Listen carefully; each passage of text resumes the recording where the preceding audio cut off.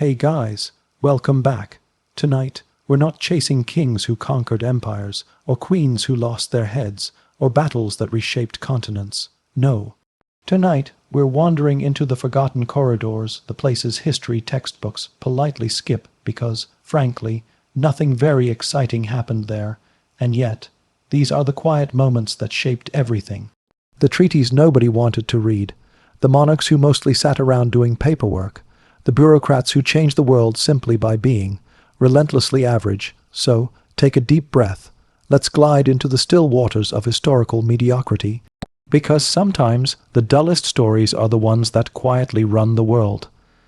The empire that bored itself to death. Let's start with Spain in the 17th century, specifically King Philip Roman III, who might be the patron saint of doing absolutely nothing.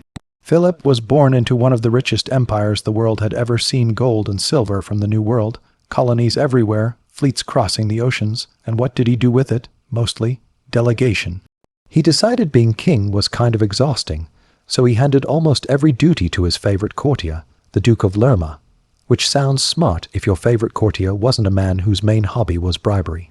Under Philip, Spain didn't collapse all at once. It just wilted, like a royal flower left too close to the fireplace. The treasury emptied, the navy fell apart, and the king, he spent his days approving expenses for religious festivals and holding endless, whispered meetings about whether God approved of new curtains for the palace chapel.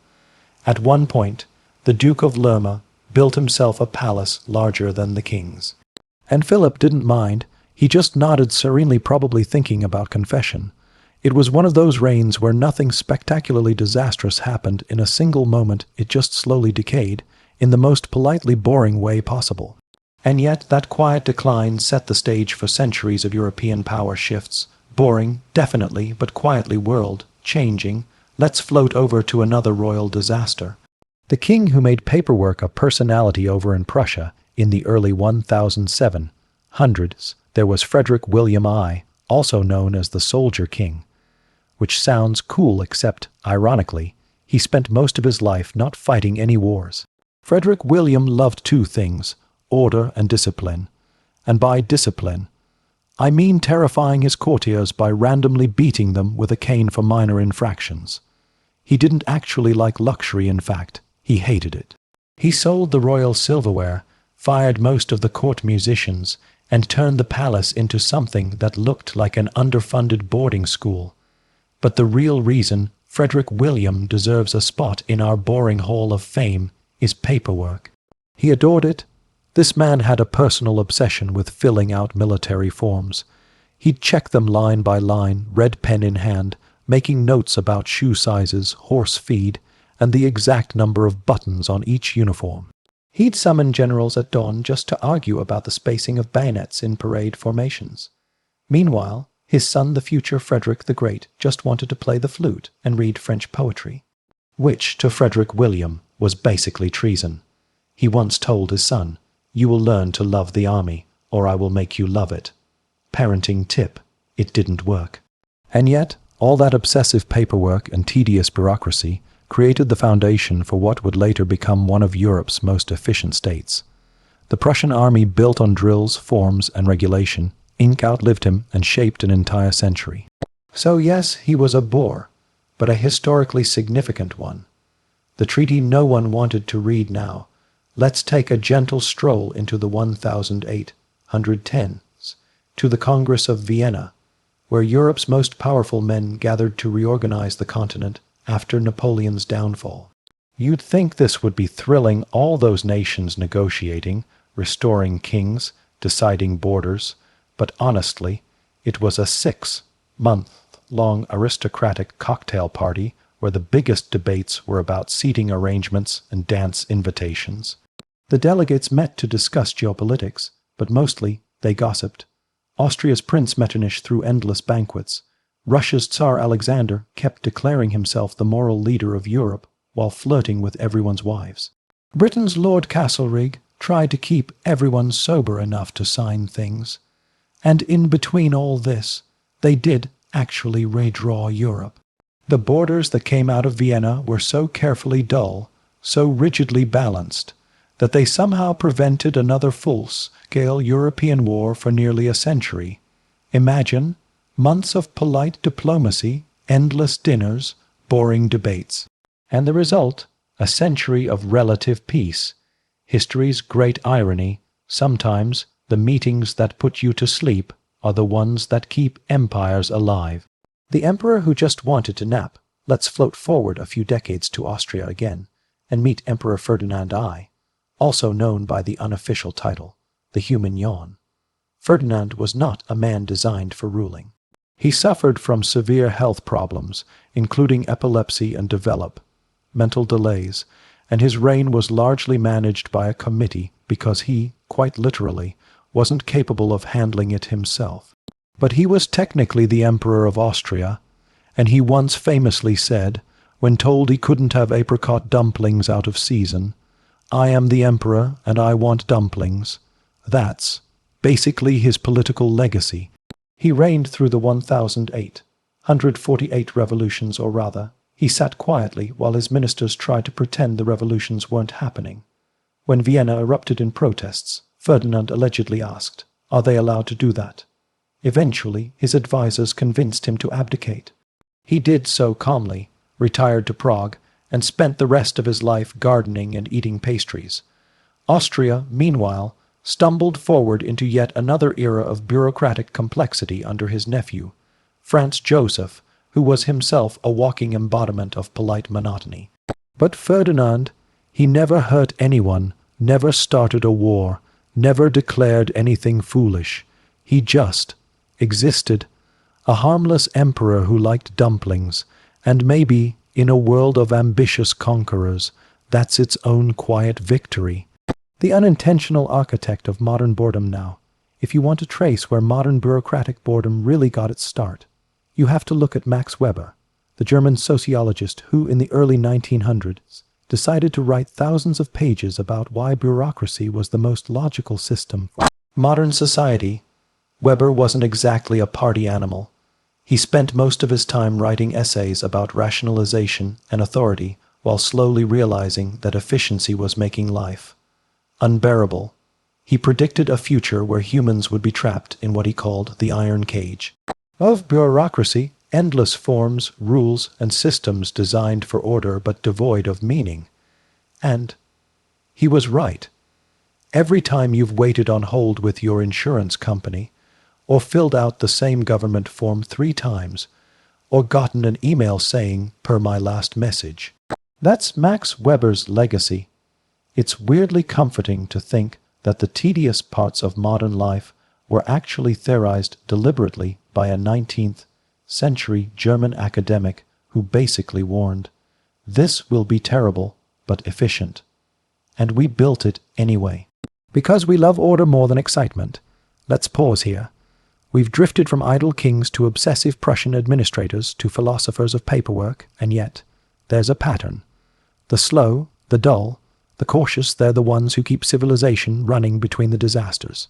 Next time, we'll wander deeper into that idea, into the clerks who saved empires, the queens who ruled by waiting, and the treaties that lasted precisely because nobody cared enough to undo them. So let your mind soften. History doesn't have to be thrilling to matter. Sometimes it just needs to keep ticking quietly in the background. So where were we? Ah, yes, the calm between disasters, the kings who never quite conquered anything, and the bureaucrats who wrote history in pencil and underlined it twice. Let's keep floating there. Picture late 16th century Europe. Everyone's obsessed with exploration ships setting sail, new worlds being mapped but back in the old capitals. There's a quieter class of hero, the royal accountant. Imagine spending your life counting coins minted from Peruvian silver, watching them vanish into debt before your ink even dries. Spain's accountants during Philip Roman II's reign were like monks of monotony. Their job was to record every shipment of gold from the Americas, then quietly note that it was already spent on another pointless war. It's almost poetic, the way an empire can be drowning in treasure and still broke. Philip Roman II himself wasn't much livelier. He's remembered for his vast empire, yes, but also for his incredible ability to sit still. He worked tirelessly at a desk in his palace, reading letters and writing instructions in a tiny, precise script. Every morning, couriers brought him reports from across the world, from Mexico, the Philippines, the Netherlands, and he read them all, personally, slowly, carefully. Then he'd write responses, personally. Slowly, carefully, his empire ran on paper and ink, and eventually it drowned in them too. People called him the Paper King. A man who ruled half the planet but never seemed to leave his study. He micromanaged wars from his desk, sometimes sending orders that arrived months after the soldiers were already dead. It was administrative necromancy at its finest, but the thing is, it worked, for a while. Spain held together longer than anyone expected, precisely because of all that tedious paperwork. It's like he believed if he wrote enough memos, the world would behave. If there's a lesson there, it's that the world occasionally does run on obsessive note-taking. Boring, yes, but quietly world-shaping. Now, let's slide gently north to Denmark, because no one ever suspects Denmark of being historically interesting. And that's exactly why we're going there. Around the early 18th century, Denmark's King Christian Roman VII was technically in charge, but in practice, he wasn't in charge of much. He suffered from severe mental illness, which in royal terms often meant people politely looked away while other people ruled for him. Enter Johann Friedrich Struensee, his physician, and if you've never heard of him, that's fine. He's one of those men who seemed to have wandered into history by accident, looked around and said, "Oh, I suppose I'll reform an entire country, then." He became the king's personal doctor, then his best friend, then somehow the most powerful man in Denmark. Struensee was a reformer full of Enlightenment ideas. He abolished torture, reformed the legal code, and tried to drag Denmark into modernity. But he made one mistake. He was efficient, and efficiency in royal courts is the fastest way to make enemies. He cut through centuries of noble privilege, replacing fancy committees with simple rules and practical orders. It was logical, rational, and dreadfully boring to the old aristocracy, who much preferred the slow, ceremonial pace of corruption.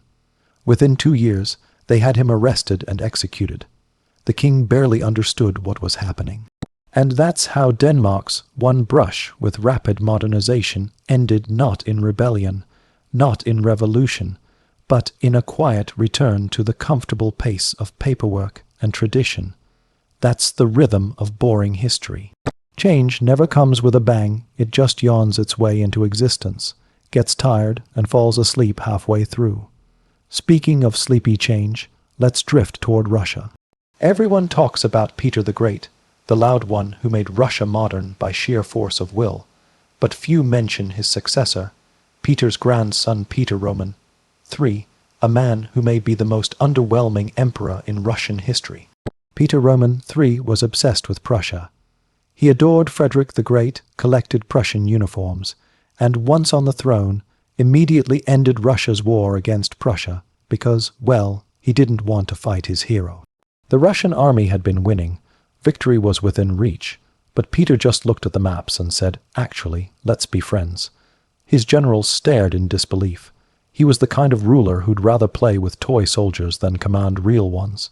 He made awkward jokes, wandered the palace halls in full Prussian attire, and insisted his courtiers learn German drill commands. His wife, who you may know as Catherine the Great, found this endlessly embarrassing. Eventually, she arranged a coup. He was overthrown in a single day. His reign lasted barely 6 months, but his strange obsession with order and imitation laid the groundwork for the bureaucratic empire Catherine would later expand. So, in a way, Peter's boringness became her springboard. The dull set the stage for the dramatic. They always do. Now, let's cross back to Western Europe, where Britain in the 19th century was undergoing what might be the longest and most politely tedious transformation in history, the Industrial Revolution. You'd think revolution implies excitement, inventions, steam, explosions, but honestly, for most people, it meant paperwork, routine, and soot. Factories didn't look thrilling, they looked gray, and the men who ran them weren't heroes, they were bookkeepers. The industrial age wasn't built by visionaries shouting Eureka. It was built by accountants balancing ledgers and engineers perfecting bolts. Take James Watt, the man credited with improving the steam engine. Everyone imagines him surrounded by smoke and invention. In truth, Watt spent most of his time calculating fuel efficiency and drawing endless diagrams of pistons. He didn't invent excitement, he invented reliability. And that's far more boring, but boring was powerful. The steady hum of machines replaced the chaos of hand labor. Predictable, repetitive, monotonous, and in that monotony, the modern world was born. Every revolution since has been, in some way, an attempt to make things run more smoothly, more predictably, more boringly. Even Queen Victoria, reigning over all this industrial bustle, was less a fiery monarch and more a symbol of consistency. She rarely gave grand speeches, avoided controversy, and turned the British monarchy into something more like a national grandmother than a seat of power. For over 60 years, she reigned by doing. Not much, just existing steadily, and the people loved her for it. Her secret weapon was sheer normality. No scandal, no chaos, just a slow, steady life of royal routines. Breakfast at 9, papers at 10, a walk with the dogs at 4. Her reign was long precisely because it was dull. Let's drift a little further east again to the Ottoman Empire in its final century. There's a saying historians use, the sick man of Europe, which sounds dramatic, but really, it describes one of the most painfully prolonged declines in world history. The Ottomans didn't collapse in flames, they sort of sighed their way into obsolescence. Endless councils debating reforms, new constitutions written and forgotten, ambitious sultans replaced by cautious ones. They tried modernizing their army, then their schools, then their taxes. Each reform started with fanfare and ended in paperwork. Sultan Abdulhamid Roman II is a perfect example. He ruled for over 30 years, mostly through paranoia and censorship. He loved surveillance. His palace had entire departments just for reading intercepted letters. Nothing happened quickly under his watch.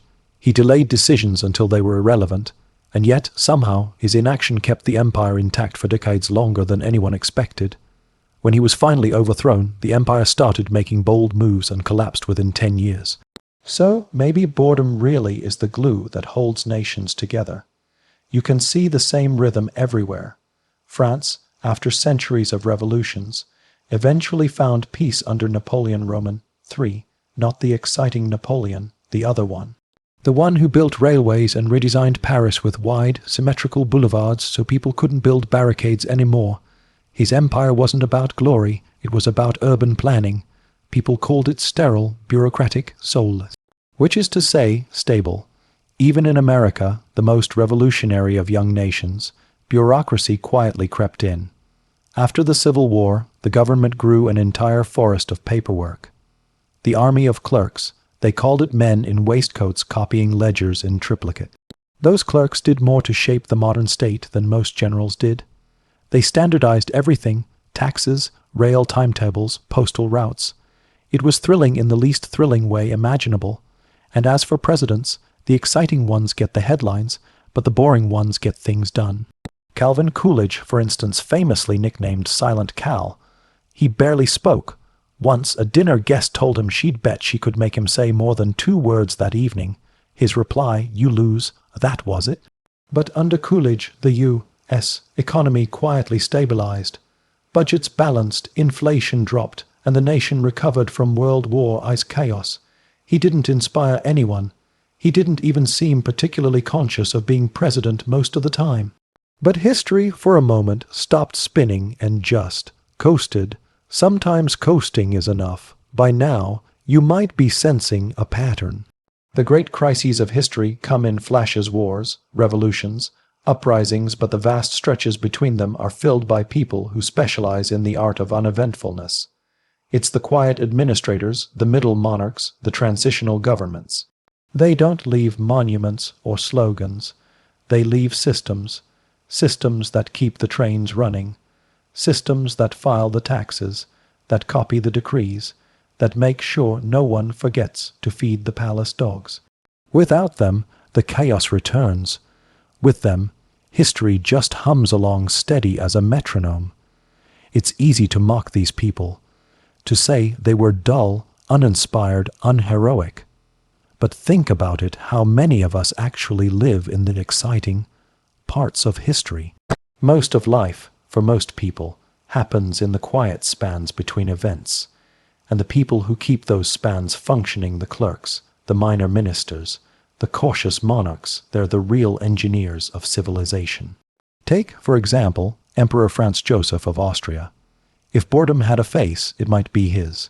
He ruled from 148 to 1916, nearly 70 years. That's longer than most empires last, and he spent nearly all of it doing the same thing, every day, without fail. Wake up early, read reports, sign papers, attend ceremonies, dine, pray, sleep. He wore the same uniform daily, ate the same meals. His handwriting never changed. People joked that time itself slowed down in his presence. And yet, through wars, revolutions, and assassinations, he remained. Empires around him rose and fell. Franz Joseph simply endured. His personal life was tragic. His wife, Empress Elizabeth, hated court life and spent most of her time traveling.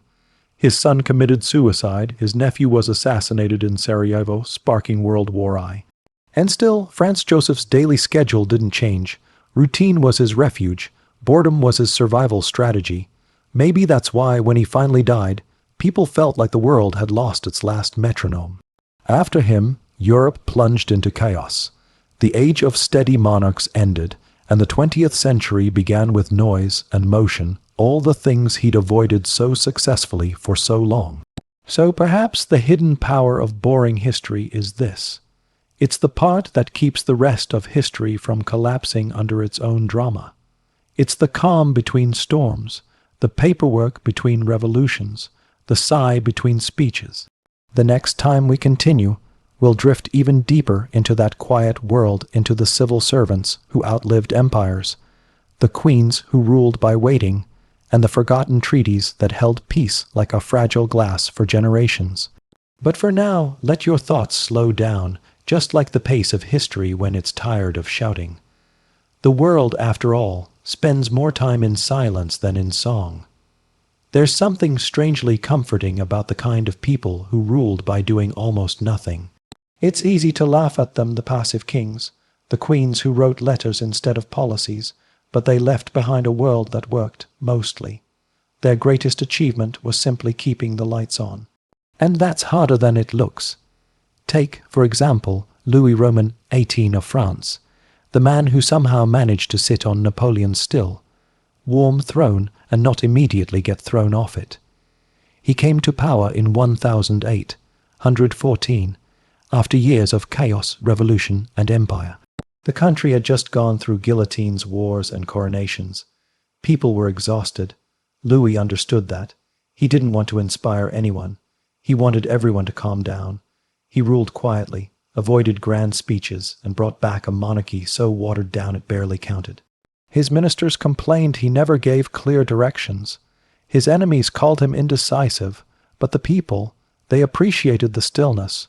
Louis Roman XVIII didn't rebuild the old monarchy or avenge his executed brother. He just existed slowly, carefully, ate too much, wrote polite letters, and fell asleep during meetings. He was France's national nap after 2 decades of adrenaline. That's the power of boring history. It's the recovery phase. The human equivalent of a deep sigh after years of shouting. Now let's glide gently to China during the late Ming Dynasty. You might expect intrigue, rebellion, art, but what you often find instead are emperors who just stopped showing up to work. Literally, the Wanli Emperor ruled for nearly 50 years, the longest reign of his dynasty, and for the last 30, he refused to attend meetings. His ministers sent petitions. He ignored them. They begged. He still ignored them. The empire kept functioning, somehow, on autopilot. Bureaucrats wrote documents, stamped seals, and held rituals in his name, even though he hadn't left his private quarters in decades. People joked that China was being ruled by an empty throne, a perfect metaphor for the empire itself. Ancient, massive, running mostly on inertia. And yet, during Wanli's silent withdrawal, the state didn't collapse. Grain taxes were collected, roads were repaired, armies paid. not efficiently, but enough. It's bizarrely impressive, an emperor who ruled by absence. Maybe that's the ultimate form of governance, doing nothing so thoroughly that the system forgets it needs you. We can float from that still palace in Beijing to another quiet reign in a different part of the world, Japan's Emperor Meiji. Now, he's often credited with modernizing Japan. And yes, there was a lot of rapid change during his era. But the interesting thing is that he didn't actually do it. The reforms were mostly written and enacted by his advisors. Meiji was more symbol than sovereign. He performed modernity the way an actor performs a role, calmly, predictably, politely. Dressed in Western uniforms for portraits, attended scripted events, approved documents, rarely spoke in public. The transformation of Japan into a modern power unfolded around him, and he just kept nodding a living seal of approval. And somehow, that quiet, consistent presence gave people confidence. It's strange how stability often needs a face, even if that face doesn't move much. Speaking of stability, we can't avoid Britain again specifically, the unshakable civil service that quietly grew from a few clerks into one of the largest bureaucratic machines in history. By the 19th century, British bureaucracy had developed its own culture, a kind of gentlemanly dullness. Civil servants were expected to be calm, unreadable, slightly boring men who could survive endless meetings without visible irritation. There's something almost meditative about that. These were the people who managed colonies, taxes, railways, and budgets. They were anonymous, gray, and essential.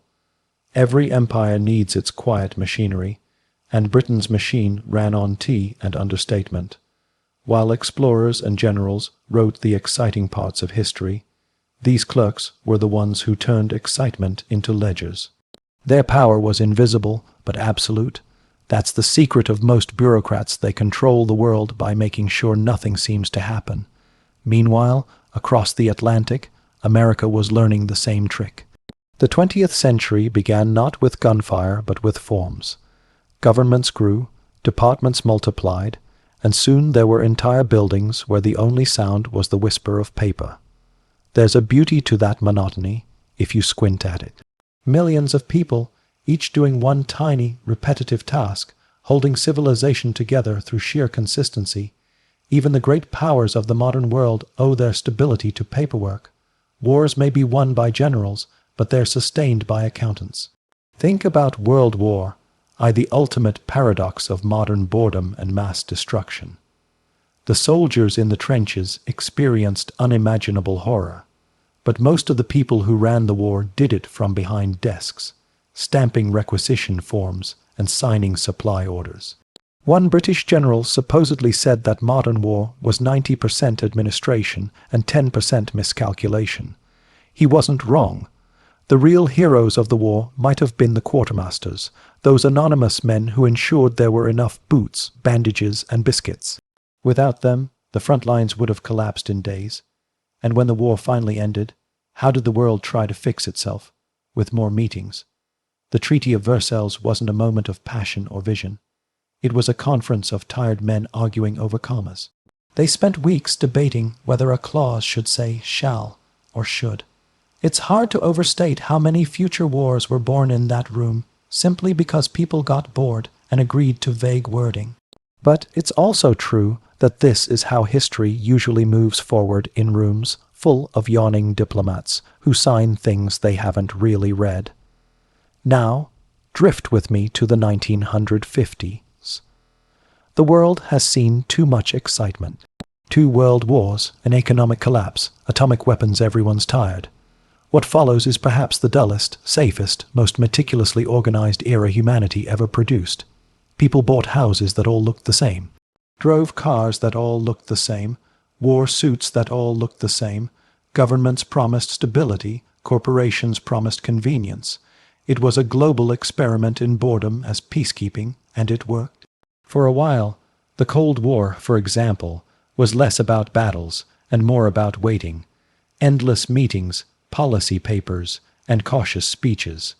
The world balanced on a knife edge, but most of the people involved were just. Bored, hours spent in smoky conference rooms, discussing deterrence strategies, reading intelligence reports about missile sites that might not even exist. The most dangerous period in modern history was, for most of its participants, a long stretch of paperwork. It's strange, isn't it? The closer humanity came to annihilation, the quieter it got.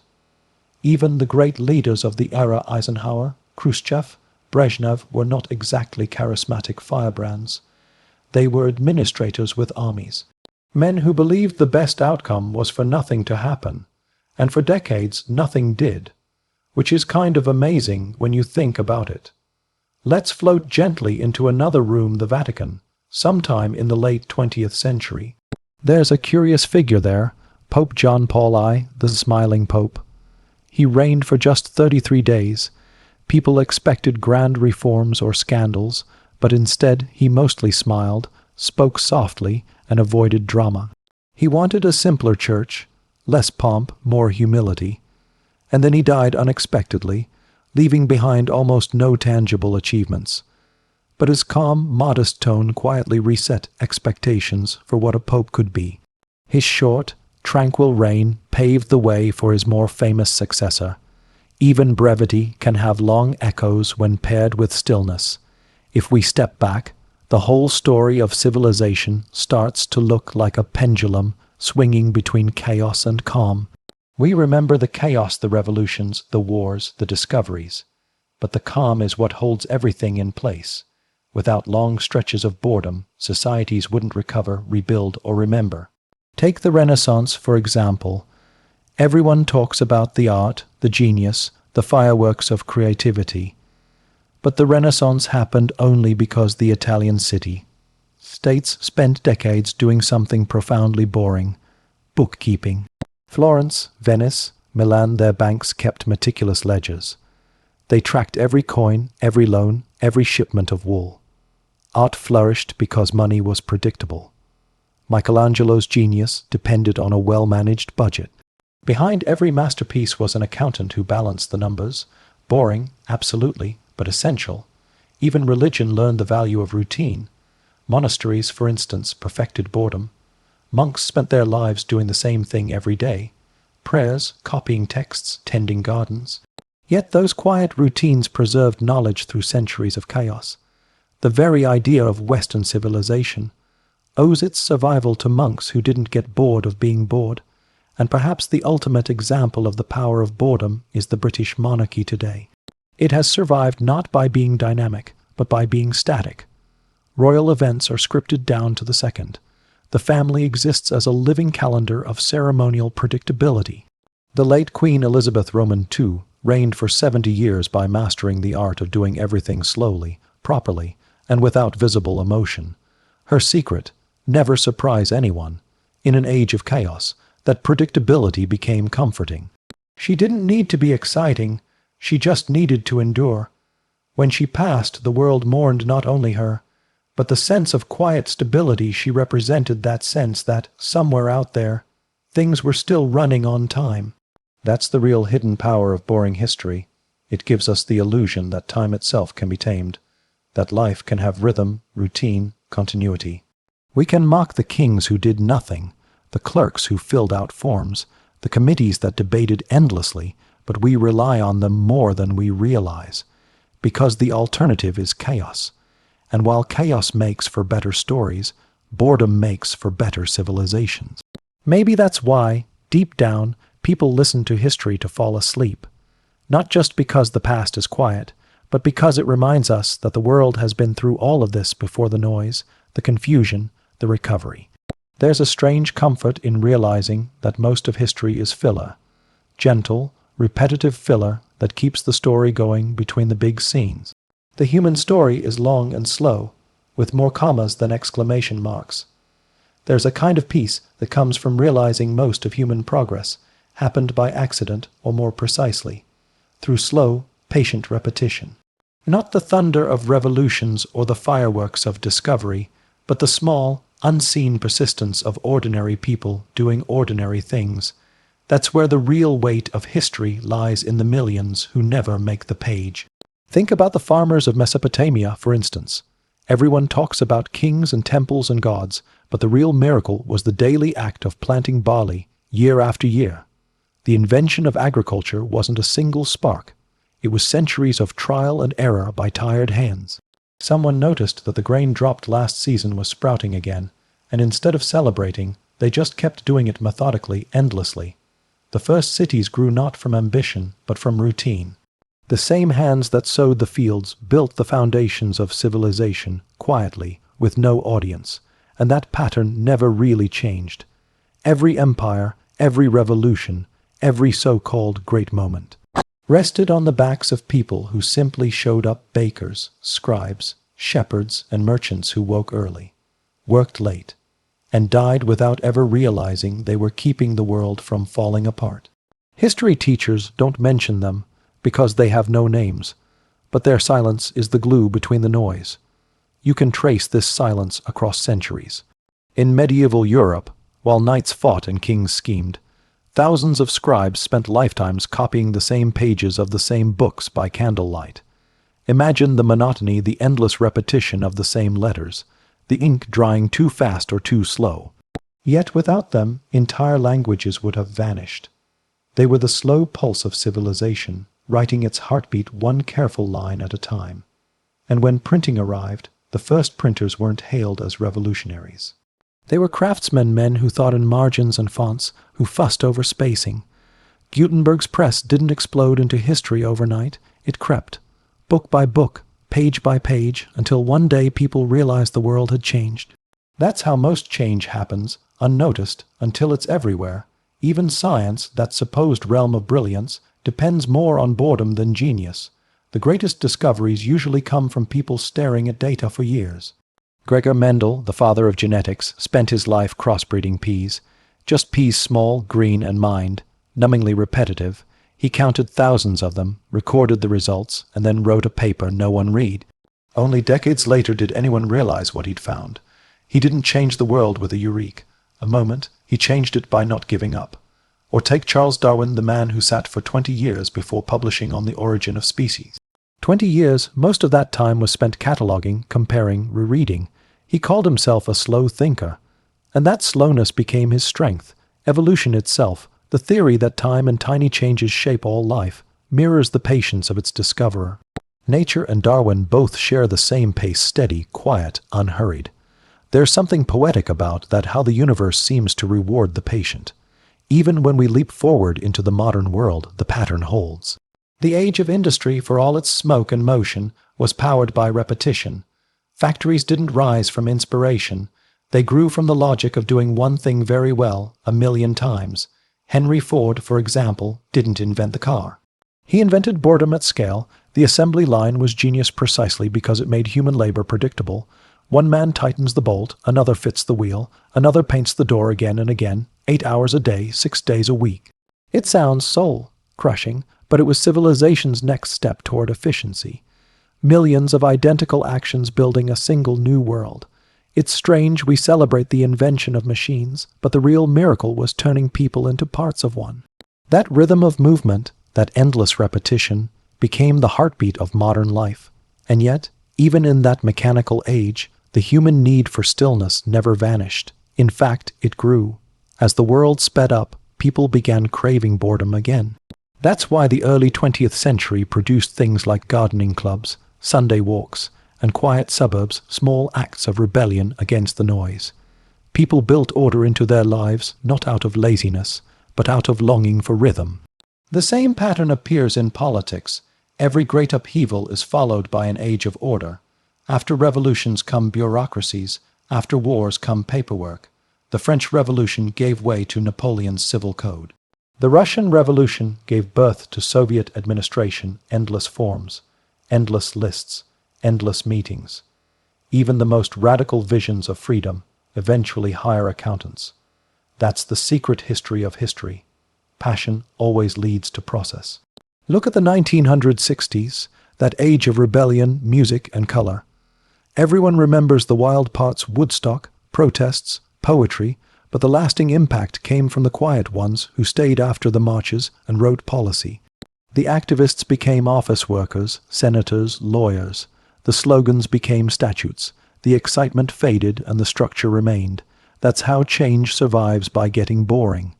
Even technology, that restless beast of progress, follows the same rhythm. The internet began as chaos, bright, loud, experimental, and then slowly ossified into algorithms, schedules, and notifications. The wild, free web turned into a routine.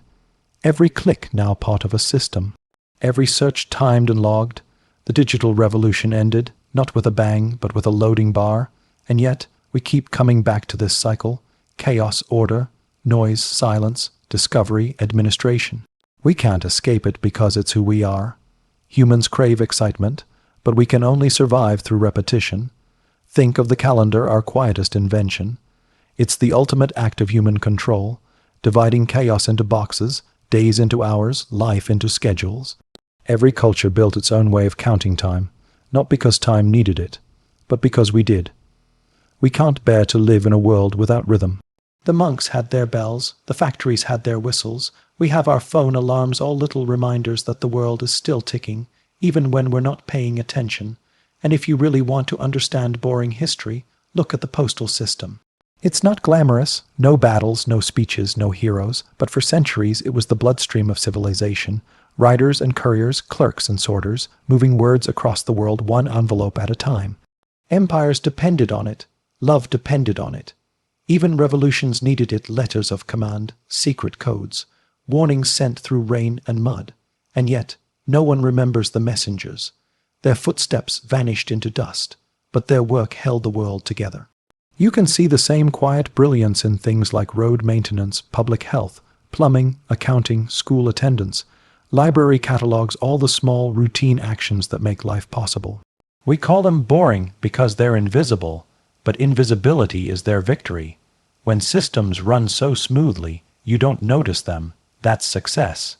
Civilization isn't the sum of its wars, it's the sum of its routines. Sometimes, even boredom itself becomes a form of resistance. Think of people under totalitarian regimes living carefully, speaking softly, following the rules. On the surface, it looks like submission. But underneath its survival, boring life becomes an act of quiet defiance. We're still here, we're still normal. In war zones, people plant gardens. Under dictatorships, they go to work on time. In chaos, they cling to habit. Because habit is hope disguised as repetition. And so the world turns, slowly, predictably, gloriously dull. Even today, in our fast and glittering age, boredom is the real foundation of everything. The internet runs on servers that hum endlessly in dark rooms. Planes fly safely because engineers check the same systems every day. Hospitals save lives because nurses follow procedures line by line. Every miracle, every triumph, every comfort rests on the steady shoulders of the unremarkable. Maybe that's what history has been trying to teach us all along, that greatness is overrated and steadiness is divine. There's a verse in Ecclesiastes that captures it. The race is not to the swift, nor the battle to the strong, but time and chance happen to them all. It's not the fastest, nor the loudest, who shape the future. It's those who keep going when no one's watching. And so, the story continues slowly, softly, endlessly. The boring parts of history are its heartbeat, and the heartbeat never stops. You know, the funny thing about the modern world is that we've somehow convinced ourselves that boredom is a flaw, like it's a bug in the system, a failure of imagination. But in truth, boredom might be the most sophisticated human achievement. It's the luxury of safety. You only get to be bored when nothing is on fire. Our ancestors didn't get that option. The peasants in medieval Europe weren't staring out windows thinking, "I'm bored." They were too busy surviving the next plague, tax, or local lord with a sword and a grudge. Boredom, back then, would have sounded like heaven a day without chaos. The duller, the better. And then, as society stabilized, boredom crept in. Slowly, gently, like fog. By the 18th century, the aristocracy was positively drowning in it. The poor were working themselves to death. The rich were suffering from too much leisure. They invented etiquette to fill the silence fork's napkin placement, how many times to bow. Every rule was another way to give shape to the void. Court life became an art of refined monotony. People spent decades perfecting how to enter a room. They had entire books on conversation, what to say, what not to say, how long to talk about the weather. Whole generations mastered the graceful art of not losing their minds in gilded captivity. Take Louis Roman 16, for example. The man inherited one of the most powerful thrones in the world and spent most of his reign tinkering with locks. Real locks. He had a workshop in Versailles where he'd spend hours filing metal pieces alone, while his court waited outside, powdered and perfumed and probably dying of boredom themselves. His queen, Marie Antoinette, turned to fashion and gambling. He turned to locksmithing, and together they drifted toward revolution like two people falling asleep during a thunderstorm. It's a pattern you see everywhere in royal history. The higher the crown, the duller the days. Tsar Nicholas Roman II preferred photographing his family to governing an empire. King George Roman III wrote letters about crop rotation. Even Queen Victoria, who ruled a global empire, spent her later years obsessing over her dogs. Boredom wasn't a problem, it was a royal pastime, because when you have everything, there's nothing left to do but wait. But boredom isn't just a royal disease, it's also a strangely creative one. The human mind, when left to idle too long, starts making its own entertainment. That's how we got half the strange inventions of history. Someone somewhere just couldn't sit still. In the 17th century, an Italian monk named Evangelista Torricelli got bored watching storms, so he invented the barometer. Isaac Newton, famously, came up with calculus while sitting alone at home during a plague lockdown. Mary Shelley wrote Frankenstein because it wouldn't stop raining during her Swiss vacation. Even Shakespeare, between plagues and closures, was probably the most productive bored man in history. The truth is, boredom is the parent of creativity. Without it, we'd never invent anything. But the modern world, our world, doesn't tolerate silence. The moment there's stillness, we reach for a screen. The moment we wait, we scroll. We've become allergic to the gentle hum of nothing happening. We treat boredom like an illness that must be cured instantly with content, notifications, anything. It's strange to think that the same species that built cathedrals now can't wait 5 seconds at a red light without checking their phones. We conquered the world, then lost patience with it. And yet, even this endless need for stimulation, is just another chapter in the long, sleepy story of human repetition. Every era finds its new form of dullness. In the 19th century, it was paperwork. In the 20th, it was television reruns. In the 21st, it's doom scrolling. Different tools, same rhythm. You can't escape boredom. You can only choose your version of it. Maybe that's why bureaucrats fascinate me. Not the corrupt ones or the dramatic ones, but the true believers, the people who dedicate their lives to process. They are the saints of boredom, filing the same forms, stamping the same documents year after year, as if civilization itself depends on them. Which, frankly, it does. There's a kind of quiet holiness to it. Think of civil servants in the British Empire, sitting in faraway colonial offices, endlessly copying reports, calculating grain taxes, drawing neat red lines across maps they'd never visit. They were shaping nations through tedium. Empires didn't run on cannons and ships. They ran on clerks with pens. Or think of the librarians of Alexandria, not the famous scholars, but the catalogers. Imagine spending your life organizing papyrus scrolls by subject, handwriting index tags, trying to remember where that one scroll about astrology went. They preserved the world's knowledge by keeping it slightly less chaotic. And they did it in silence. That's the hidden beauty of boring history. It's made of people who never asked for glory. They just kept things working. Even the Romans, those conquerors of half the known world, were obsessed with paperwork. The empire's true power wasn't its legions, it was its accountants. They tracked taxes, grain shipments, birth records. They even recorded how much soap was used in certain cities. Bureaucracy was Rome's secret weapon. Because, while barbarians could destroy cities, they couldn't destroy filing systems. And when Rome finally fell, what people mourned wasn't the emperors, it was the plumbing, the aqueducts, the schedules. Civilization died when boredom did. Fast forward a few centuries, and Europe spent the Middle Ages slowly, patiently, getting boring again. Monks rebuilt what had been lost. They copied books, kept time, stored records.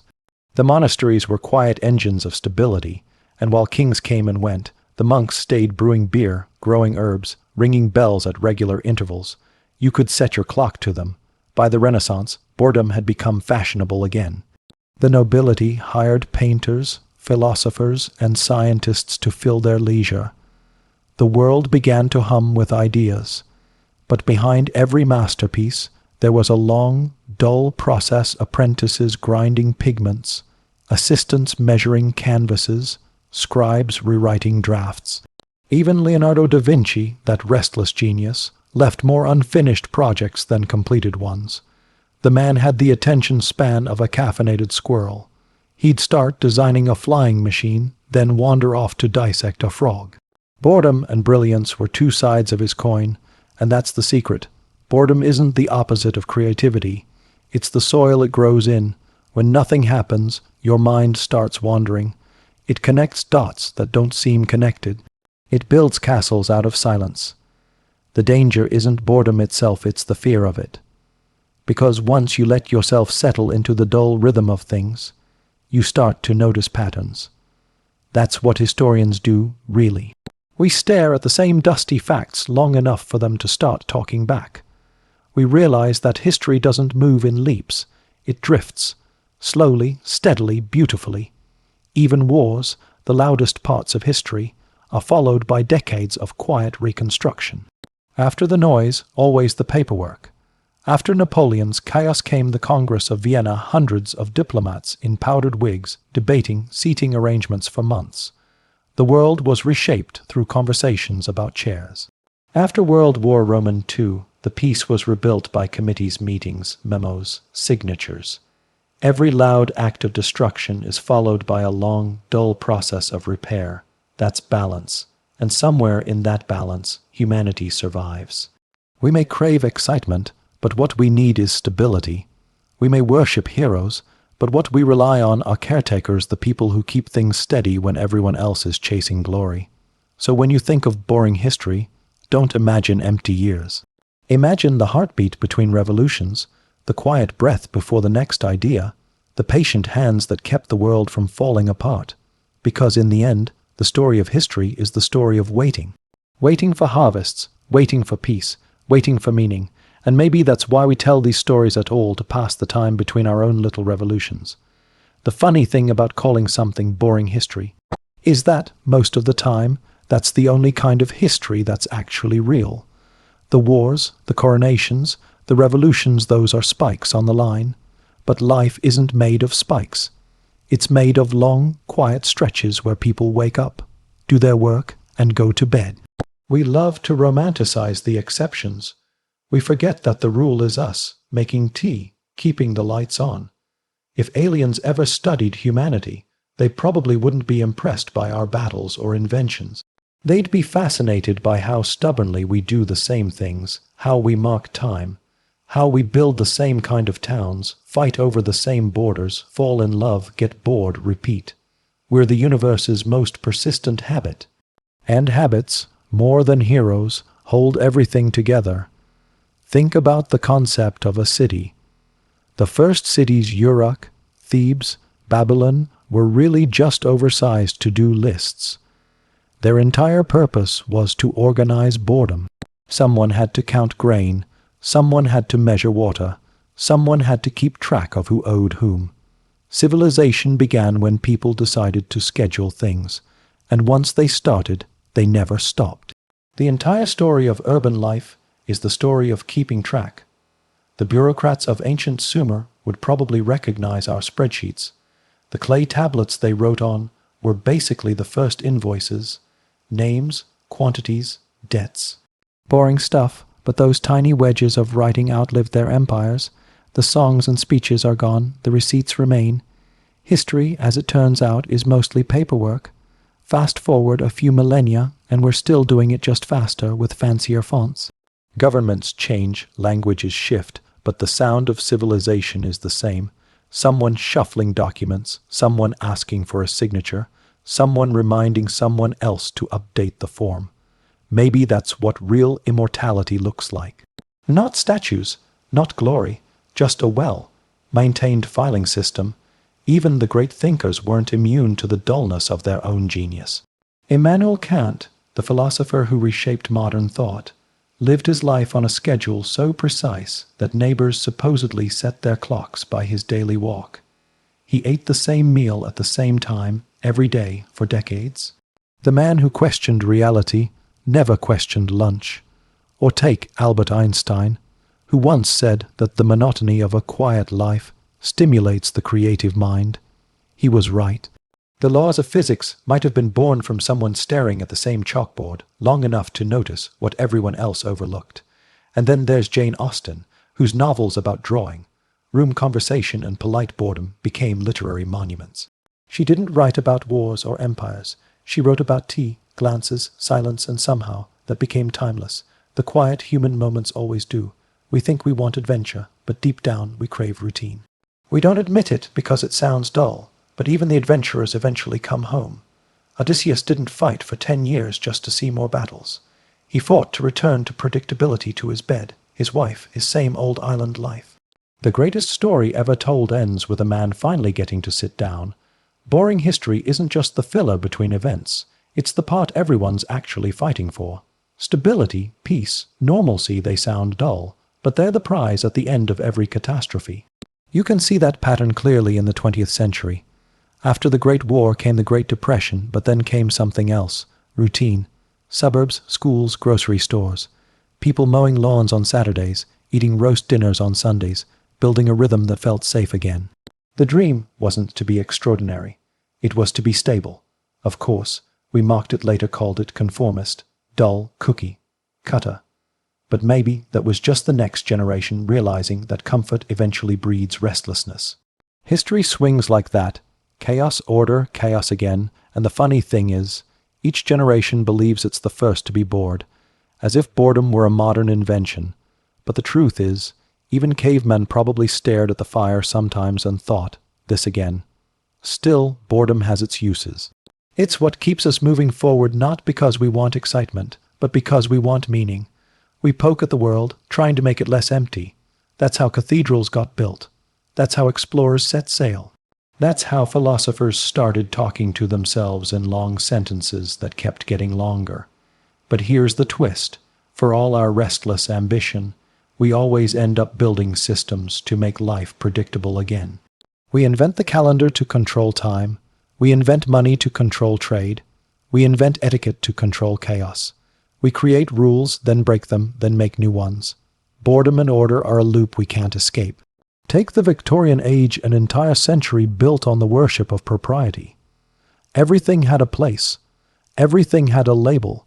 It was the age of should. You should dress this way, eat this way, behave this way. And behind the stiff collars and teacups, boredom reigned supreme. That's probably why the Victorians were also obsessed with spiritualism, seances, and the afterlife. They needed something weird to balance all the routine. When life becomes too neat, the imagination starts scratching at the walls. That's always the pattern. The more controlled an era becomes, the stranger its undercurrents grow. The 1950s had UFO. The 18th century had ghosts and secret societies. The medieval church had relics and miracles. Every period of intense order breeds its own small rebellion, a reminder that humans can't sit still forever. But the rebellions never last. They burn bright, fade fast, and leave behind, you guessed it, paperwork. The French Revolution started with fire and ended with filing cabinets. The American Revolution ended with the Constitutional Convention, men arguing about commas in a room with no air conditioning. The Industrial Revolution ended with building codes. The Digital Revolution will end with terms and conditions we never read. History always ends with a form to fill out. That's not cynicism, that's survival. Without structure, the world collapses, and structure by its nature is repetitive. Even the future, that shimmering, exciting thing we like to imagine, is probably going to be boring. Think about it. The world of tomorrow won't be spaceships and laser battles. It'll be endless maintenance. Someone has to fix the oxygen filters on Mars. Someone has to schedule the recycling drones. Someone will be in charge of calibrating artificial gravity every Tuesday. It'll be extraordinary in the dullest possible way. We dream of escaping routine, but the universe loves rhythm. Planets orbit, seasons repeat, stars are born and die in predictable cycles. Maybe we're just mirroring that. Maybe our daily grind is the human version of a cosmic heartbeat. That's not so bad when you think about it. Even art, the thing we turn to for meaning, is built on repetition. Music has rhythm. Painting has patterns. Stories have structure. We find comfort in what returns. Even when we crave surprise, we want it delivered on schedule, a new episode every Friday, a holiday every year, a familiar ending that still feels earned. So maybe boredom isn't the enemy of joy. Maybe it's its foundation. When you strip life of its noise, what remains are the tiny, quiet rituals that keep us human: the morning coffee, the evening walk, the sigh before sleep. History is just those moments stretched across centuries. If you really zoom out beyond nations, beyond dynasties, you start to see the world as one long lullaby. Rising and falling, that's what boredom really is: persistence disguised as monotony. And yet, we keep trying to escape it. We fill every pause with noise. We think stillness is failure. But deep down, we know that silence is the most honest sound in the universe. Planets orbit in silence. Seasons change without fanfare. Even stars die quietly, in light we might never see. So maybe boredom isn't the enemy. Maybe it's the truth. Imagine, thousands of years from now, some future historian or whatever passes for one trying to reconstruct our time. They won't start with wars or leaders. Those fade too fast. They'll start with the ordinary. The grid of city streets, the timestamps on emails, the patterns in energy use. They'll see a civilization that perfected routine, that built its greatness not on passion, but on persistence. And if they're anything like us, they'll probably find it terribly boring. But that's the irony, isn't it? The dullest things are often the most meaningful. The heartbeat, the sunrise, the rotation of the earth. Repetition is the universe's favorite trick. Every dawn is a rerun, every heartbeat a recycled rhythm. Every day, another chance to do the same thing slightly better. We think we crave novelty, but what we really crave is reassurance, the quiet proof that the world hasn't changed too much overnight. The clock still ticks. The lights still glow.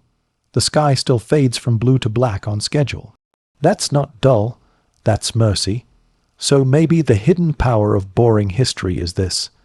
It teaches us to find peace in the ordinary, to recognize that progress doesn't always shout. Sometimes it just hums softly in the background. Maybe the next great age of humanity won't be a burst of innovation, but a slow settling, a global rhythm of maintenance, care, and quiet sustainability. A world where the most radical act isn't conquest or invention, but patience. We'll still have our noise, our arguments, our inventions, our sparks of chaos. But beneath it all, the same steady heartbeat will keep the world turning.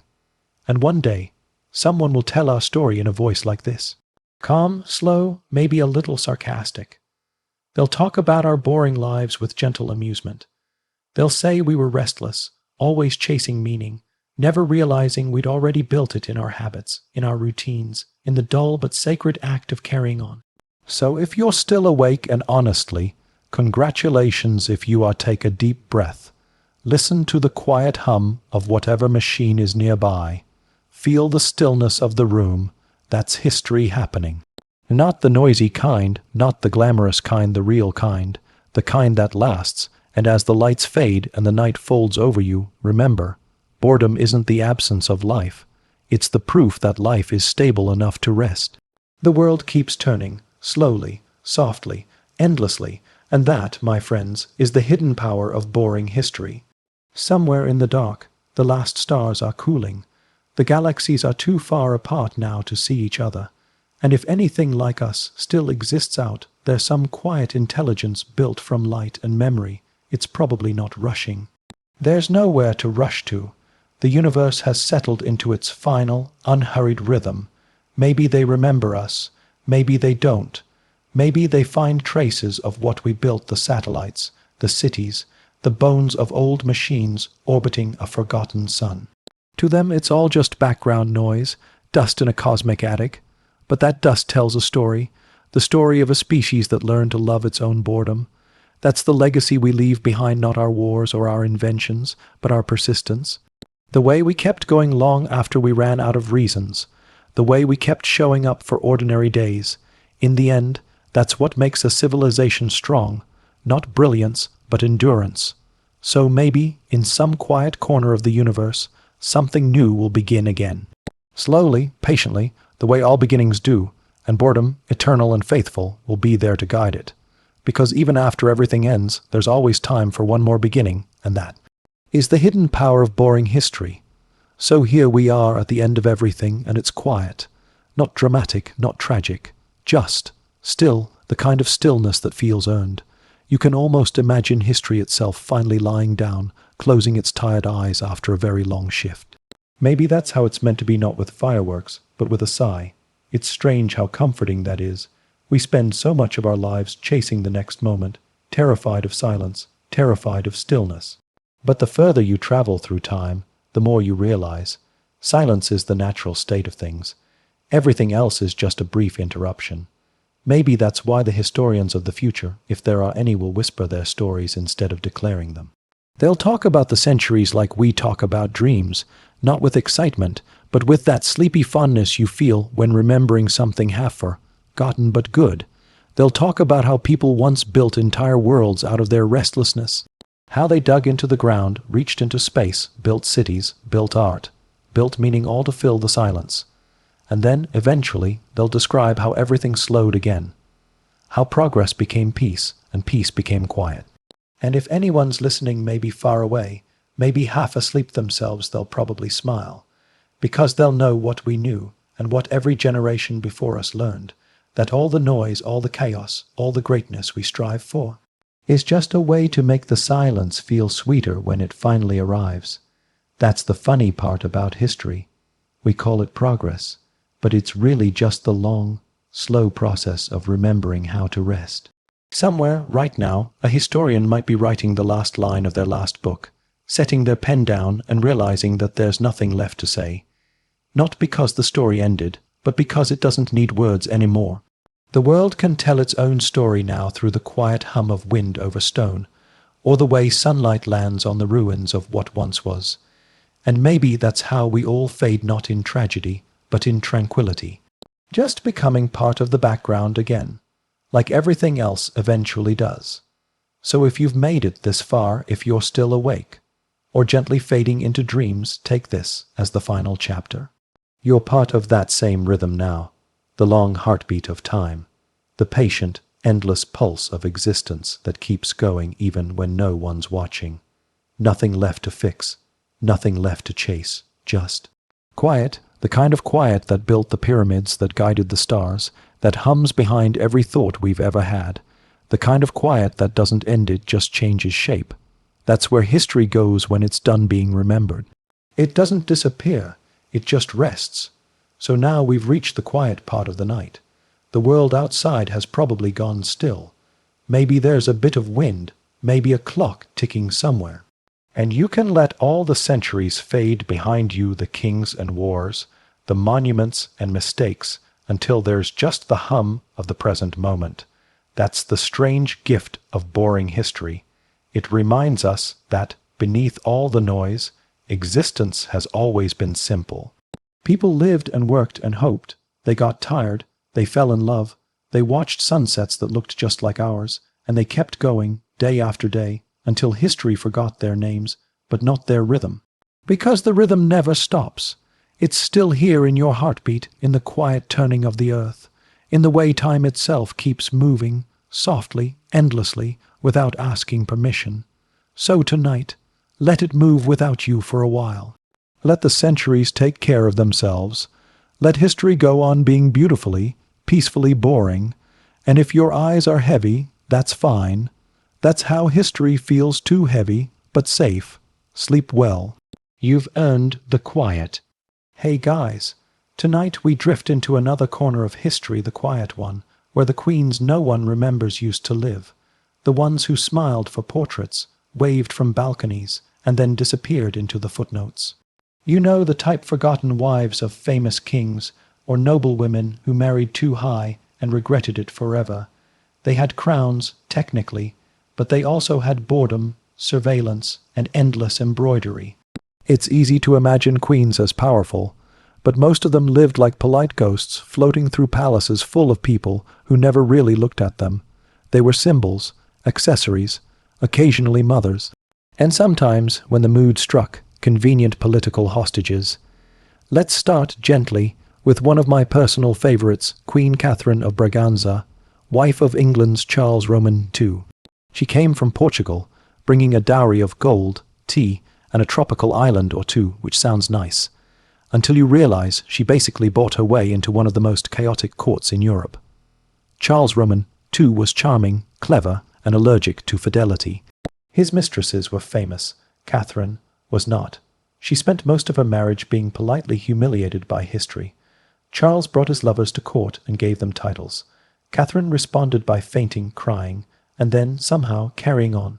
She tried to do her queenly duties, smile, sip tea, pretend not to notice the gossip, and over time, people started to respect her for surviving it all with quiet dignity. She didn't start scandals. She didn't fight back. She just endured. When Charles died, she finally got to go home. She lived another 20 years in Portugal, running her household with calm efficiency, drinking the tea she'd introduced to England, and being generally unremarkable. But that's what I like about her. She turned endurance into an art form. Catherine's story isn't about triumph or tragedy. It's about the strange power of showing up every day, even when no one remembers your name. Let's drift over to another royal shadow, Anne of Cleves, Henry Roman VIII's almost wife. She was the quiet one in the middle of his six-wife circus. The poor woman was chosen from a portrait. Henry thought she looked promising on canvas. When he met her in person, he panicked. She didn't meet his impossible standards of beauty, which, to be fair, changed hourly. Their marriage lasted 6 months. No children, no scandal, just quiet paperwork. But Anne played her cards better than anyone. She agreed to the annulment, smiled through the embarrassment, and managed to keep her head literally. Henry gave her a generous settlement, a few houses, and the title of beloved sister. She spent the rest of her life gardening, reading, and staying very far away from politics. When you think about it, Anne of Cleves might have been the smartest woman Henry Roman VIII ever met. She realized the throne wasn't worth dying for. And maybe that's the real secret of forgotten queens. Most of them survived by mastering invisibility. Take Queen Caroline of Ansbach, wife of George Roman II of Britain.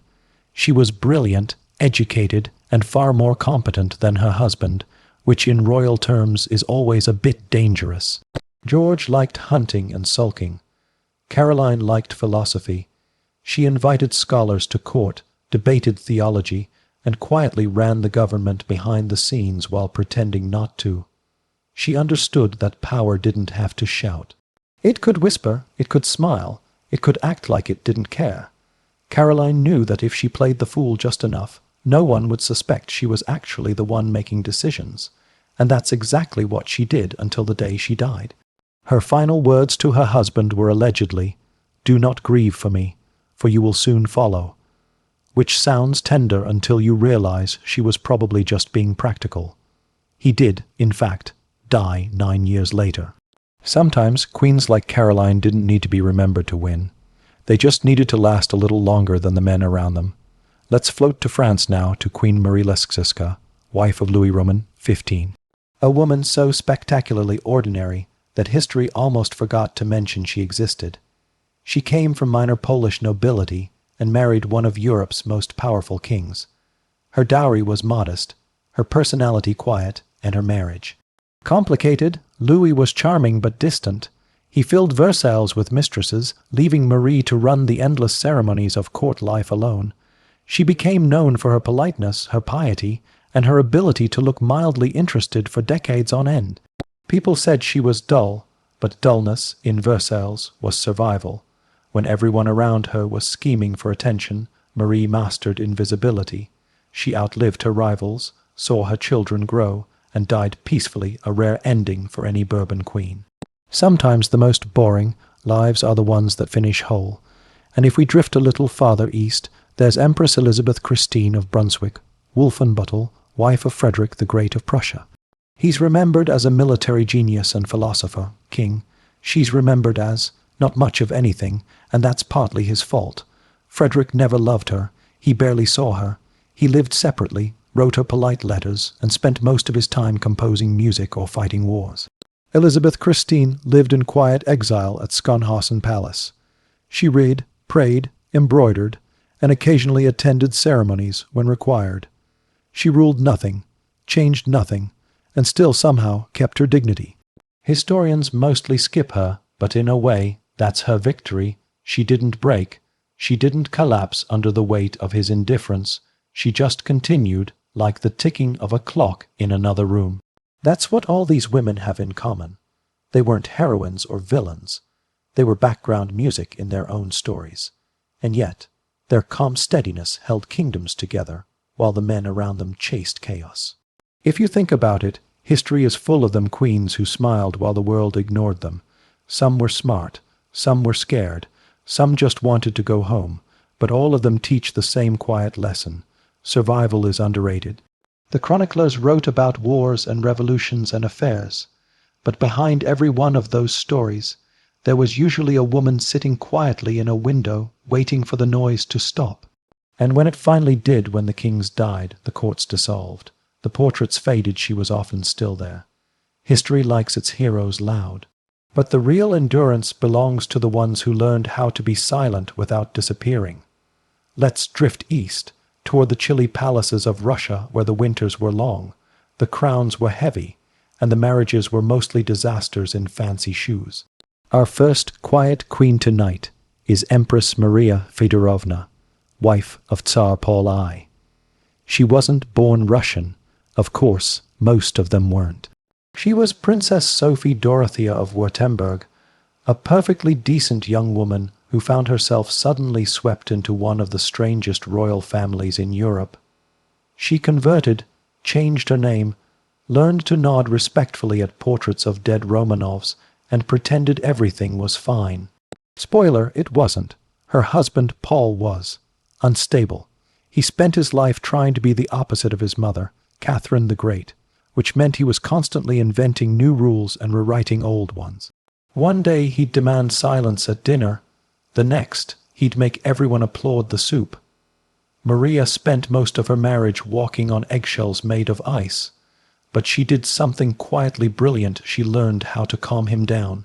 People said she was the only person who could soothe his temper, which sounds romantic until you realize her soothing involved agreeing with everything he said, even when he was rearranging the entire army's uniform buttons. When Paul was eventually assassinated, which, in Russian royal history, was more or less a professional hazard, Maria stayed dignified. She became the respected matriarch of the next generation, outliving her husband by decades. She built charities, hospitals, schools, and quietly ensured her children inherited something resembling stability. She didn't get a heroic statue, but she got something better, peace. Now let's drift a little south to the sunlit chaos of Spain. Here we find Queen Maria Luisa of Parma, wife of Charles Roman IV. History remembers her mostly for being unpopular, and to be fair, she worked hard at it. She wasn't cruel, just extremely bored. The Spanish court was rigid, formal, and full of whispering nobles who thought she didn't belong. So she did what many royals did when trapped in a miserable marriage. She found a friend. That friend happened to be a man named Manuel Godoy, a charming soldier who rose through the ranks suspiciously fast. People gossiped, of course. They said he wasn't just her confidant, he was her comfort, and maybe he was. But beyond the rumors, Maria Luisa's real tragedy was simple. She wanted to matter, and no one let her. When Napoleon invaded Spain, the royal family fell apart like wet parchment.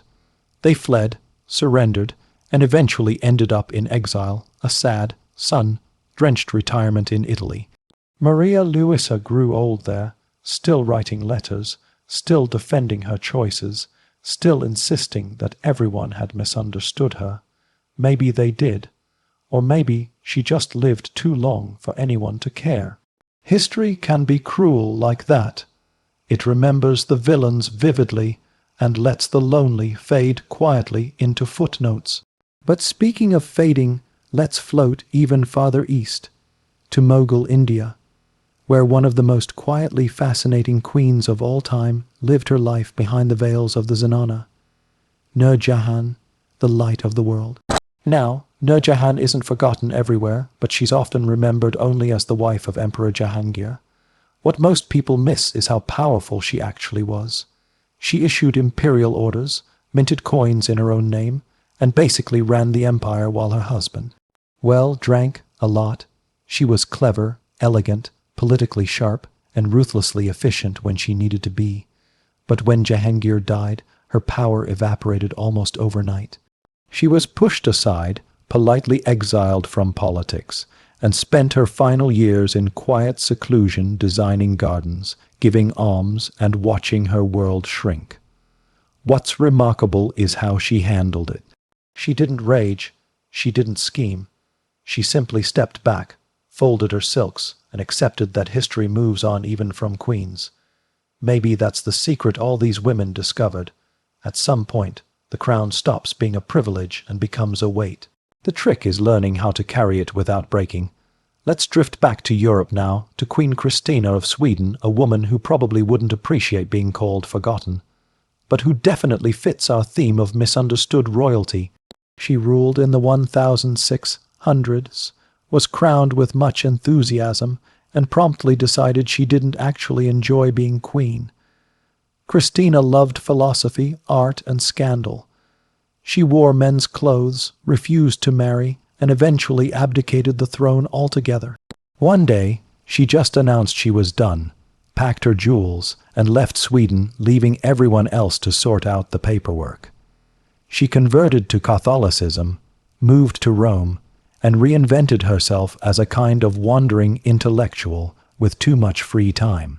Some found her eccentric, others found her brilliant, but in the end, she was another queen who didn't quite fit into the mold history built for her. Her tomb in St. Peter's Basilica is impressive, but her story feels more like a sigh than a monument. A reminder that even queens can get tired of pretending. And while we're in Rome, we might as well remember another quietly sidelined Empress Fausta, wife of Constantine the Great. Her story is older, darker, and wrapped in the kind of half-truths that ancient historians loved to write. Fausta was ambitious, clever, and politically aware, which was, of course, a problem. Constantine's court was a web of rivalries, and Fausta got caught in one of them. The records are unclear, the motives uncertain, but her end was famously unpleasant, allegedly suffocated in an overheated bath. Most likely, the truth was less dramatic and more bureaucratic, a court intrigue gone wrong, rewritten by later chroniclers who liked their morality tales neat. What's interesting, though, is how quickly she disappeared from the record afterward. Constantine erased her name, then partially restored it, then let time take care of the rest. Fausta's life, like so many queens, became a whisper too inconvenient to remember fully, too human to erase completely. And maybe that's what connects all these women, not their power or their titles, but their silence. They lived in rooms where every word mattered. They smiled when they were supposed to. They faded when history got tired of them. And yet, if you listen closely under all the noise of wars and crowns and coronations, you can still hear them. The sound isn't loud. It's more like the rustle of silk, or the turning of a page that's been ignored too long. These queens didn't conquer nations. They conquered survival. And in a world where most people were written out entirely, that was its own kind of power. By the time the 19th century drifted in, queens had started to look more like porcelain than people. They smiled from postcards and coins, wrapped in lace and duty, but the silence underneath never changed.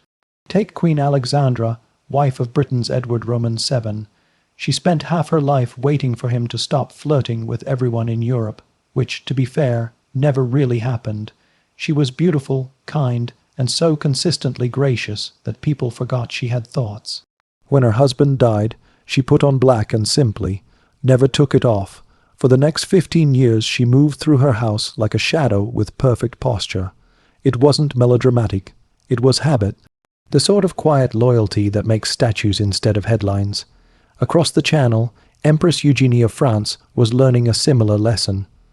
Once adored for her fashion and glamour, She watched the Second Empire crumble in slow motion. Paris fell, Napoleon Roman III was captured, and Eugenie fled in disguise with one trunk and a broken heart. She lived another 50 years in exile, gardening, reading, and refusing to speak ill of anyone. Imagine that, half a century of genteel boredom and memory. By the end, she could barely remember what it felt like to be important, and maybe that was the mercy of it. Meanwhile, in faraway Hawaii, Queen Liliuokalani was composing songs. Real ones. She was the last monarch of her islands, overthrown by businessmen with polite smiles.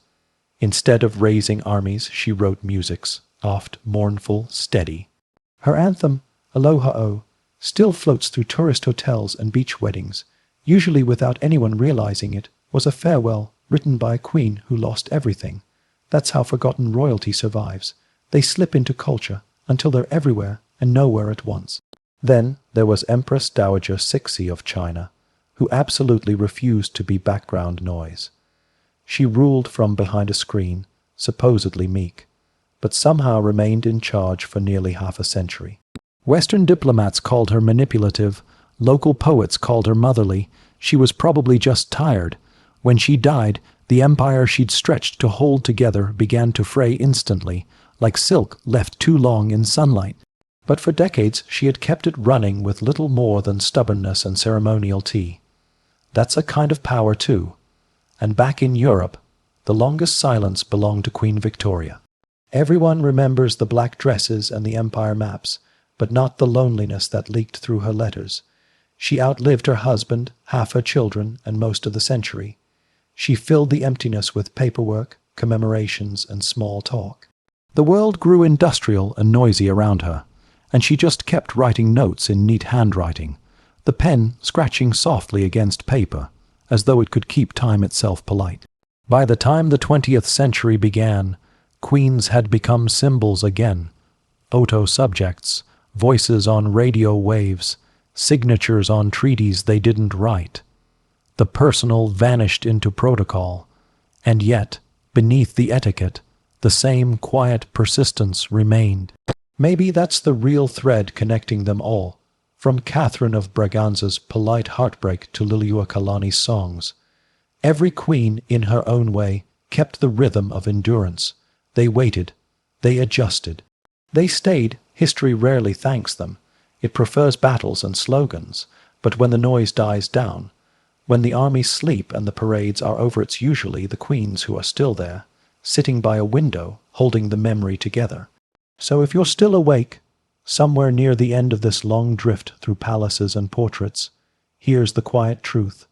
Power fades, but patience lasts. These women didn't rule the world. They outlasted it. And that's why forgotten queens never really vanish. They just wait for the world to remember how to listen softly. And now the candles are almost out. The queens have all gone to sleep. Somewhere, deep inside the palaces they once filled with sighs and silk, there's just dust, and echoes now the faintest trace of footsteps, the ghost of perfume no one remembers the name of. We've wandered through their lives slowly, maybe too slowly. But that's how time moves when you look closely. They were born into rooms already decided for them, told when to smile, what to wear, which god to thank, which man to marry. And through it all, they learned the quietest skill of all to keep existing. Some were clever, some were crushed, some, like Anne of Cleves or Maria Fedorovna, figured out how to survive by staying invisible. Others, like Nur Jahan or Cixi, reached through the veil and ruled anyway. But none of them truly escaped the stillness of power, the endless, polished boredom of being noticed and ignored at the same time. History gave them crowns, and then forgot to ask how they felt wearing them. And maybe that's the secret they all shared, that most of what we call glory is just endurance with better lighting. If you stood in front of their portraits, all of them, lined up in some grand museum where the air smells faintly of old varnish and disinterest, you'd see the same eyes, again and again, tired, polite, quietly resigned. The eyes of women who have seen too much ceremony and too little rest, and yet, if you listen long enough, if you let the noise of history fade the drums, the proclamations, the gossip, you start to hear something softer underneath it all. A pulse, a pattern. It's the sound of them carrying on, Not ruling, not fighting, not winning, just continuing. That's the thing about forgotten queens. They never asked to be remembered. They asked to be allowed to live.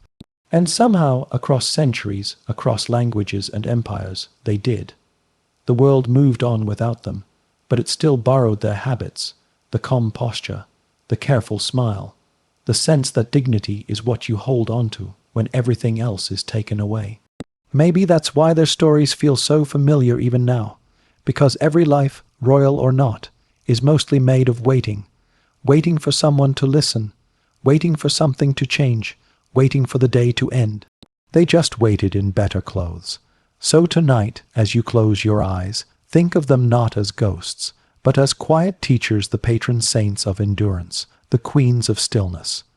The world calls them forgotten. But that's only because they stopped shouting long before the rest of us did, and somewhere in the soft hum of the dark, they're still there.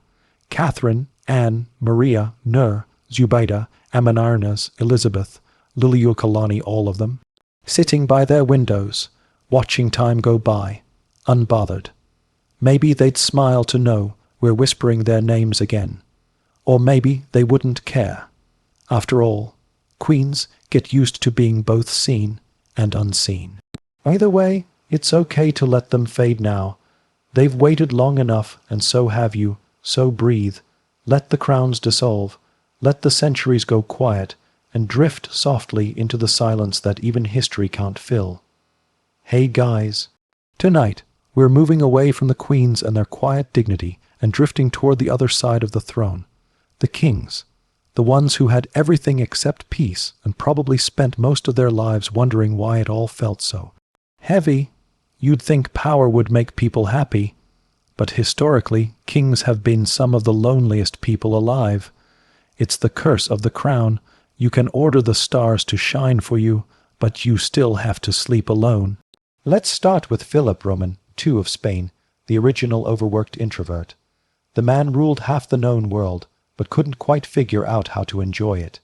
He inherited an empire so vast that people said the sun never set on it. Philip probably found that irritating because it meant the paperwork never stopped either. He was meticulous, the kind of ruler who personally read reports about candle purchases in faraway colonies. He lived in the Escorial, a vast stone palace that looked less like a royal residence and more like an architectural sigh. The walls were gray, the rooms cold, and the corridors endless, perfect for someone who preferred silence to celebration. He spent hours alone, writing notes, planning wars, and avoiding conversation. His courtiers said he walked so slowly through the halls that it felt like time itself was tired. He was married 4 times, outlived most of his children, and by the end of his reign, even his victories felt like defeats. When people think of kings, they imagine glittering banquets and roaring applause. But Philip's reign was more like a slow clock ticking in an empty cathedral. He ruled an empire that stretched across oceans, and yet, somehow, he never left the room. And then there was Charles VI of France, known to his contemporaries as Charles the Mad, a man whose loneliness wasn't just emotional, it was built into his mind. He started his reign young, handsome, and full of promise. France was exhausted from war, but Charles was supposed to bring renewal. Then, one hot summer day, he had a breakdown during a campaign. He drew his sword and attacked his own men. After that, his mind never really came back. Some days he forgot he was king. Some days he forgot he was human. He believed his body was made of glass, fragile, shatterable. He'd sit perfectly still for hours so he wouldn't break. Courtiers padded the furniture with cloth so he wouldn't hurt himself. He had a wife, Queen Isabeau, who became his caretaker more than his partner. They lived in the same palace, breathing the same stale air, separated by a kind of sadness that filled every corridor. France fell apart around them, eaten by politics and plague, while the king drifted inside his glass world. It's strange we remember him as mad, but not as lonely. And yet, what could be lonelier than a man trapped inside his own skin, terrified of movement? Let's move north for a moment, to Christian Roman VII of Denmark, another royal who lived in the echo of his own mind. Christian was sensitive, intelligent, and probably should have been a poet or a painter. Instead, he was born to be king, which, historically, has ruined more introverts than we can count.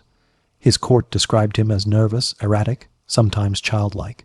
He'd talk to himself, forget names, and burst into laughter at the wrong times. He wasn't cruel, just lost. His wife, Caroline Matilda, was lonely too. She eventually found solace in the king's physician, Johann Struensee, a man who, inconveniently, was far more competent than the actual monarch. Together, Caroline and Struensee tried to reform Denmark modern laws, freedom of the press, humane policies. It almost worked, until someone noticed that the Queen and her husband's doctor were spending a little too much time together.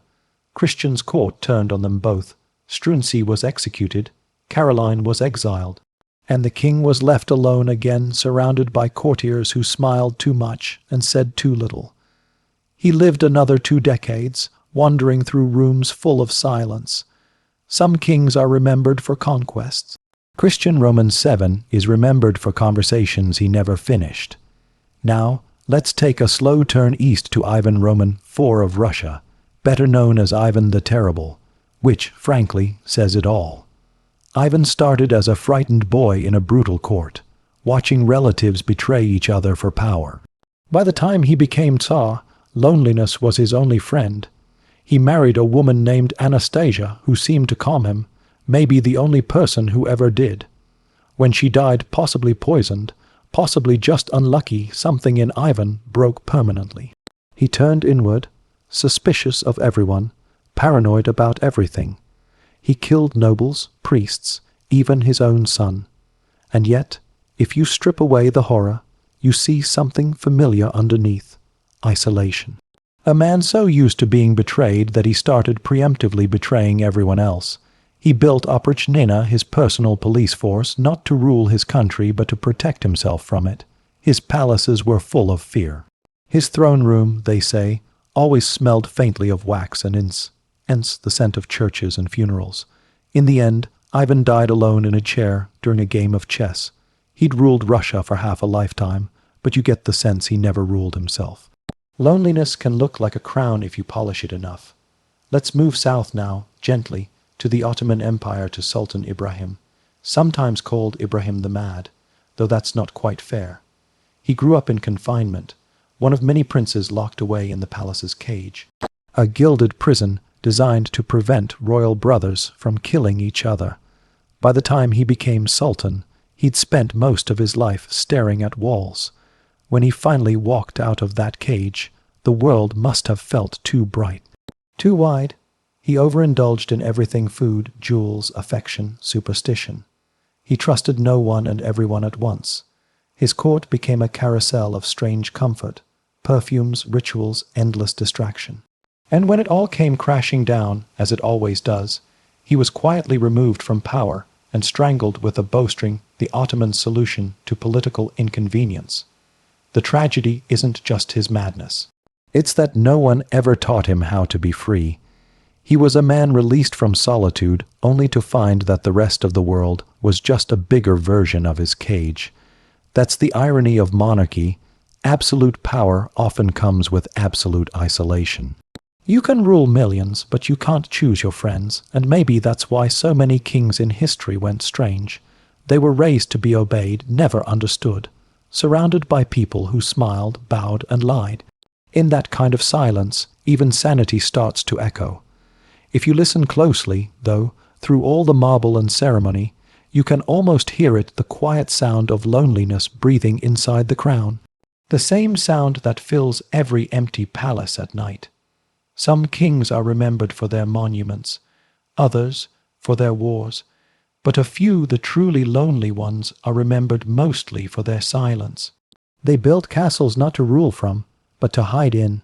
Let's begin with Ludwig Roman II of Bavaria. You might know him by his nickname, the Fairy Tale King. The title sounds charming, but it was really just a polite way of saying deeply isolated man with too much money and too few friends. Ludwig loved beauty more than politics. While his ministers fretted about budgets, Ludwig was dreaming up castles straight out of a fevered fantasy. Neuschwanstein, Linderhof, Herrenchiem see palaces so extravagant they made Versailles look minimalistic. Each one was a cathedral to solitude. He built them high in the Bavarian mountains, where the clouds could do most of the visiting. He'd wander through candle-lit halls alone at night, talking to portraits of kings who were long dead, eating dinner with empty chairs set for imaginary guests. He adored Wagner's operas, the music, the myth, the drama. He called Wagner the friend of my soul. Wagner, being a practical man, mostly called Ludwig the guy who pays my bills. But even beauty can't fill silence forever. As Ludwig's debts grew, so did his detachment. He stopped appearing in public. Ministers whispered about his mind the strange letters, the erratic spending, the way he avoided daylight. Eventually, they declared him insane. One evening he went for a walk by a lake with his doctor. Neither of them returned alive. To this day, no one knows exactly what happened. Maybe suicide, maybe something darker, but it feels fitting that the fairy tale king ended as a rumor alone, swallowed by water and myth. His castles still stand, glittering like dreams no one wants to wake from. Tourists wander through them now, taking selfies in rooms that were once mausoleums of loneliness. The guides talk about architecture. They don't talk about how quiet it must have been when Ludwig was still there. Let's drift over to England now, to another monarch who stared too long into the silence, King George Roman III. History remembers him mostly as the man who lost America, which seems a bit unfair considering he never actually misplaced it himself. But his real loss wasn't a colony, it was his mind. In his youth, George was dutiful, sincere, and painfully earnest. He wanted to be a moral king, a husband who stayed faithful, a ruler who read his briefings. That alone made him weird by royal standards. But as he aged, the strain of power and perhaps a hereditary illness began to unravel him. He'd talk for hours without stopping, writing letters that spiraled into nonsense. His doctors tried bleeding him, blistering him, even locking him away. Imagine being surrounded by people who all call you your majesty, while quietly treating you like a child. There's a scene people often describe: George wandering the gardens at Windsor, talking to trees as if they were Parliament. He'd bend close, whispering as though they were old friends who could finally listen without judging. It sounds absurd, but it's also heartbreakingly human. Kings weren't allowed to have breakdowns, they just had episodes. They weren't allowed to be sad, they were unwell. George spent the last years of his life completely blind, mostly deaf and alone. His wife couldn't bear to see him anymore. His son ruled as regent, impatient for the old man to die. And yet, people called him Farmer George, kindly, domestic, simple. Maybe they were trying to soften the truth, that he'd gone quietly mad from trying too hard to be good in a world that rewarded cruelty. Let's float further east now to a palace built on shifting sand. To Nicholas Roman II of Russia, the last Tsar. Nicholas wasn't born cruel, just unprepared. He was a gentle man in a brutal time, more interested in family dinners than revolutions. But history doesn't wait for gentlemen. He loved his wife, Alexandra, almost obsessively. She, in turn, put her trust in a mystic named Rasputin, a peasant with a gift for healing their sickly son, and an unfortunate talent for making everyone else hate him. Their court turned into a whispering maze of suspicion. Ministers plotted, relatives panicked. The world outside the palace walls was starving, and inside the chandeliers were still lit. Nicholas kept a diary through it all. The entries are astonishingly ordinary. Had tea, walked with Alex. The weather is fine. As if pretending normalcy could make it true. When revolution came, it wasn't thunderous. It was slow, inevitable, like a cold front. Nicholas abdicated quietly, apologetically, like a man stepping aside at a crowded bus stop. He and his family were taken to a house in Yekaterinburg, the kind of remote place where history goes to forget people. There he still tried to keep order, morning prayers, family meals, lessons for the children, until one night the gods came, and that was that. Even now, reading his diary feels eerie. It's the sound of a man trying to make sense of a world that stopped making sense long before he did. Loneliness again disguised as duty. Now let's turn to Louis Roman XVI of France. He and Marie Antoinette are famous for being out of touch, but loneliness doesn't care about revolutions or wealth. It lives quietly even in Versailles. Louis was shy, socially awkward, and painfully indecisive, a man born to lead who couldn't lead himself. While his court sparkled, Louis spent his time tinkering with locks and clocks, fascinated by mechanisms he could actually control. When the revolution came, he was confused more than angry. He didn't hate his people, he just couldn't understand them. As the palace gates fell and the crowds roared, he wrote in his journal, "Nothing important happened today." Even in prison, he remained strangely calm, teaching his son geography, writing letters, praying. It's almost as if he'd been practicing solitude his whole life, and now it was finally official. He died politely, as though apologizing for the inconvenience. And Marie, who had once been accused of saying, "Let them eat cake," which she never actually said, walked to her death with more dignity than most of the men who condemned her. She looked up at the sky and said, "I was a queen once." And then nothing. History moved on. Versailles became a museum, and Louis's clocks are still ticking somewhere, measuring the silence he left behind. There's a pattern, isn't there? Power isolates. Responsibility corrodes. The higher the throne, the thinner the air. Kings and queens alike ended up talking to themselves or to ghosts, or to God because no one else dared speak honestly. It's easy to laugh at them from a distance, but maybe that's the real tragedy.